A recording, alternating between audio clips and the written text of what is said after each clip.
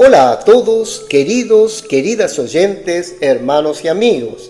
Llegamos al último día de nuestra tercera semana de alimento diario. Serie La palabra de vida, la comunión de vida y piedras vivas para la edificación. Título del tomo: Ha llegado el momento de que Dios gobierne la tierra. Autor Pedro Dong. Título de la semana: Dios es luz y no hay ninguna tinieblas en él. Día domingo. Leer con oración. ¿Cuánto más la sangre de Cristo, el cual mediante el Espíritu Eterno se ofreció a sí mismo sin mancha a Dios, limpiará vuestras conciencias de obras muertas para que sirváis al Dios vivo? Hebreos capítulo 9 versículo 14. Repetimos: cuánto más la sangre de Cristo, el cual mediante el Espíritu Eterno se ofreció a sí mismo sin mancha a Dios, limpiará vuestras conciencias de obras muertas para que sirváis al Dios vivo. Amén. Título del día: Tener la conciencia limpia para servir al Dios vivo.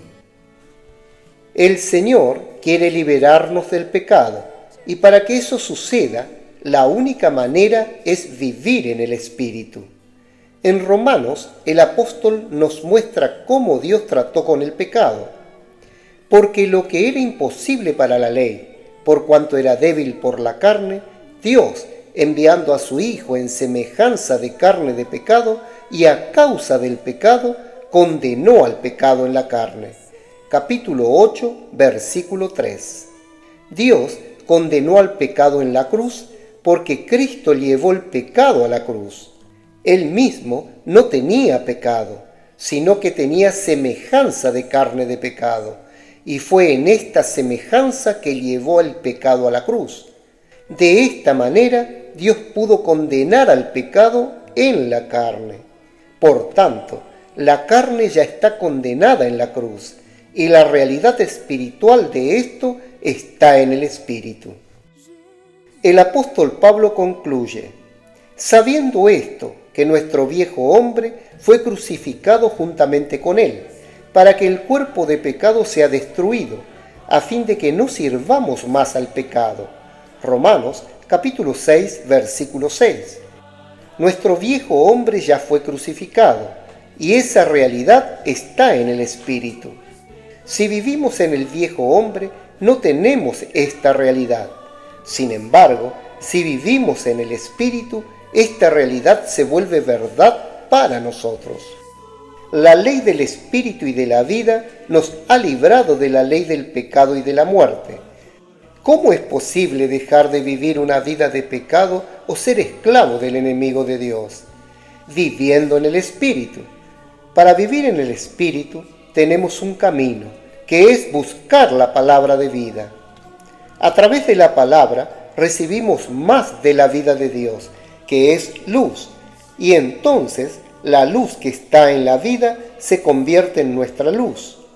Por eso, en cuanto detectemos algún pecado, debemos confesarlo y limpiarnos, volviendo a la comunión.